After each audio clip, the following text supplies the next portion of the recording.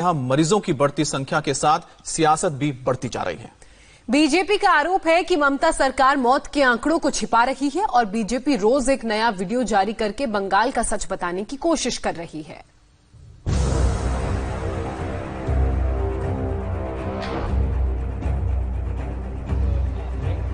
No one is here and they have taken the body without my permission.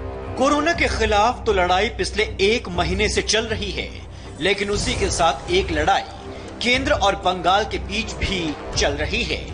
इस लड़ाई का सबसे बड़ा मोर्चा खोल रखा है पश्चिम बंगाल की मुख्यमंत्री ममता बनर्जी ने। सारे नेता कह रहे हैं कि कोरोना पर राजनीति नहीं होनी चाहिए, लेकिन अब इस पर जमकर राजनीति हो रही है। बंगाल की ममता सरकार पर आरोप लग रहे हैं कि वो कोरोना के मामलों को छिपा रही है, खासकर जमात से जुड़े मरीजों के आंकड़े नहीं बता रही हैं। When I have written very clear cut, I will go with the body, but you are not answering anything. You have sent body without my knowledge. It's a very clear cut बोलची। No one is here and they have taken the body without my permission. इस बीच बंगाल में BJP के प्रभारी कैलाश विजयवर्गीय ने एक tweet कर ममता सरकार पर बड़ा सवाल दाग दिया है। ट्वीट में विजयवर्गीय एक वीडियो शेयर कर बता रहे हैं कि बंगाल में कोरोना से मौत का आंकड़ा छिपाया जा रहा है। कोलकाता के इस शवदाह मैदान में पिछले 3 दिन से लगातार शव जलाए जा रहे हैं।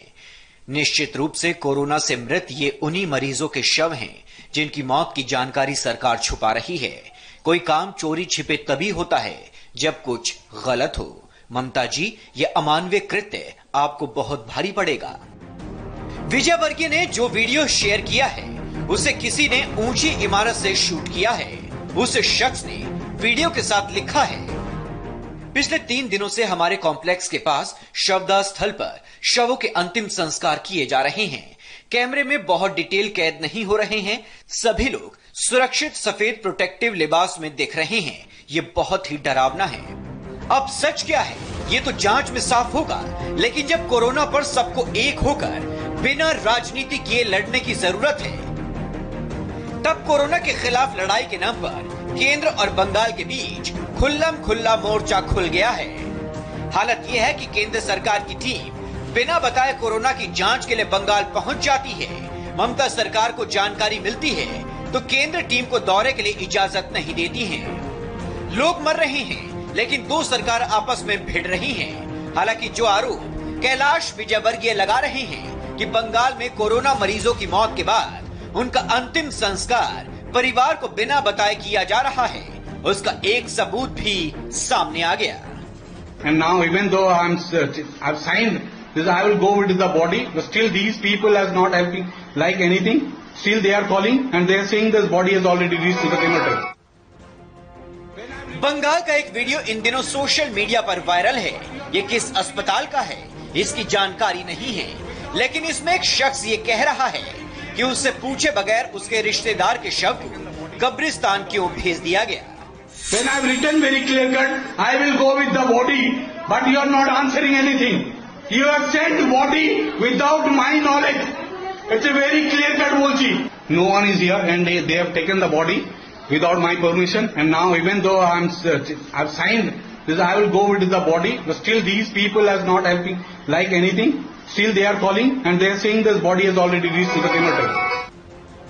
पश्चिम बंगाल के बांगुर अस्पताल का ये वीडियो भी वायरल है। इसमें एक मरीज खुद ही हॉस्पिटल की दुर्दशा की कहानी बता रहा है। ये बांगुर अस्पताल है। ये आइसोलेशन मेल वार्ड है। आप देख सकते हैं सामने यहाँ एक बेड पर ही एक डेड बॉडी पड़ी हुई है। करीब 3 घंटे से डेड बॉडी पड़ी हुई है, लेकिन इसको ले जाने की कोई व्यवस्था नहीं की गई है। आप देख सकते हैं कि पास के ही एक बेड पर मरीज भी है। साथ ही आप देख सकते हैं कि क्वारंटीन में मरीजों की हालत बेहद खराब है, सीरियस है। इसके बाद भी राज्य में रैपिड टेस्टिंग के कोई इंतजाम नहीं है। अभी टेस्टिंग में कम से कम 4 से 5 दिन लग जाते हैं। आप देख सकते हैं कि यहाँ पर बेड भी कितने पास हैं। अगर कोई भी एक शख्स कोरोना पॉजिटिव हुआ तो सब पॉजिटिव हो जाएंगे। कोविड पॉजिटिव पेशेंट थाके सबाइके इनफेक्ट करे देबे। इस वीडियो में एक शख्स बता रहा है कि अस्पताल में कोरोना के कारण लोग मर रहे हैं। वार्ड में 2 लोगों की लाश भी मरीजों के बीच पड़ी है। लेकिन कोई लाश उठाने वाला तक नहीं। ममता सरकार कह रही है कि इन सारी तस्वीरों के पीछे बीजेपी की साजिश है और बीजेपी बोल रही है कि ममता सरकार आंकड़ों को छिपाने की कोशिश कर रही है। ममता सरकार के मुताबिक पिछले 24 घंटे में बंगाल में कोरोना के 32 नए मामले सामने आए हैं, जिसके बाद राज्य में कोरोना के मरीजों की संख्या बढ़कर 300 हो गई है। सरकार की ओर से यह भी कहा गया है कि मौत का आंकड़ा 15 ही है। पिछले 24 घंटे में एक भी मौत नहीं हुई है, लेकिन इन आंकड़ों पर बीजेपी को यकीन नहीं। दावा किया जा रहा है कि सही आंकड़ा इससे कहीं ज्यादा है, लेकिन बंगाल में इसे छिपाया जा रहा है ताकि केंद्र सरकार की कोशिशों को कमजोर किया जा सके। अब बात बिहार की करते हैं। बिहार की राजधानी पटना में लॉकडाउन की खुलेआम धज्जियां उड़ाई जा रही हैं। लॉकडाउन के बीच बड़ी संख्या में बाइक सवार पटना की सड़कों पर निकले। पुलिस ने भी अभियान चलाते हुए बड़ी संख्या में बाइक जब्त की। इतना ही नहीं, पटना के बोरिंग रोड पर बाकायदा इन बाइक सवारों के चालान तक काटे गए। लॉकडाउन के दौरान लोग सड़कों पर लगातार घूम रहे हैं। बार बार अपील की जा रही है, बार बार कहा जा रहा है कि सड़कों पर ना निकलें, बेवजह ना निकलें, लेकिन इसके बाद भी लोग मान नहीं रहे हैं। और इसलिए जब पुलिस ने चेकिंग अभियान चलाया तो आप देखिए पटना के बोरिंग रोड चौराहे की ये तस्वीर, कितनी अधिक संख्या में ये बाइक सवार लोग पकड़े गए हैं। काफी अधिक तादाद है बाइक की और ऐसे सारे लोगों से फाइन वसूला जा रहा है। आप देखिए यहाँ जो आपको लड़के कतार में खड़े हुए दिखाई दे रहे हैं, इन सबों से एक एक कर फाइन लिया जा रहा है और जो लोग फाइन नहीं देंगे उनकी गाड़ी को जब्त कर लिया जाएगा। और आप देखें यहाँ पर एक चाबी का जो गुच्छा है, आप देखें ये पूरी पॉलीथीन जो है चाबी से भरी हुई है, बाइक की चाबी से।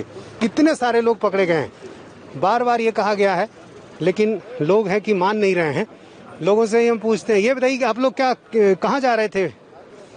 जा रहा था, मेरा भाई लेके जा रहा था। अच्छा, तो आपको तो मालूम है लॉकडाउन में बाइक पर नहीं जाना है, 2 लोग नहीं बैठने हैं। क्या बोले अब हम समझा के आदमी। आप कहाँ जा रहे थे? सर मैं पंचर बनाने निकला था, पैदल ही ड्राइव कर रहा था। मतलब पैदल। पंचर की जरूरत क्या थी? अभी तो निकलना ही। पंचर सर कल सुबह जरूरत थी, पापा को बैंक में है। तो ऐसे सारे लोगों से फाइन लिया जा रहा है और बार बार इसलिए कहा जा रहा है क्योंकि लॉकडाउन ही एकमात्र उपाय है। यदि कोरोना से हमें लड़ना है, कोरोना पर हमें जीत हासिल करनी है तो घरों में रहना होगा।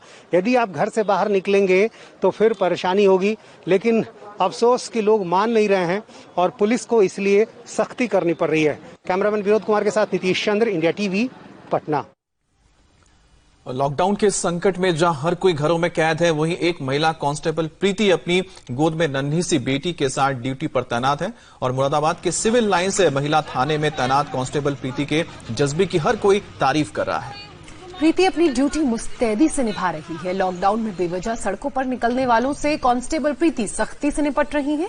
कुछ इसी तरह लखनऊ से भी तस्वीर सामने आई है, जहां कांस्टेबल रिजवाना अपनी 2 साल की बच्ची के साथ ड्यूटी कर रही हैं और इन कोरोना वॉरियर्स के जज्बे को लोग सलाम कर रहे हैं। देश सेवा करने का मौका मिला, किस्मत से देश की सेवा करने का मौका मिलता है तो पीछे तो हटेंगे नहीं सर, चाहे बच्चों को लेकर आना पड़े चाहे। तो आपके साथ के जो साथी हैं वो भी इसके बच्चे के साथ सहयोग? हाँ जी सर, मोनिका है, ये मोनिका चौधरी है, ये भी बच्चे के साथ सपोर्ट करते हैं। ऐसी महिला थाने की जो अध्यक्ष है श्रीमती ज्योति सिंह, वो भी सपोर्ट करते हैं। कभी बच्चों को लेकर कभी कुछ बोलती नहीं, बहुत सपोर्ट करते हैं।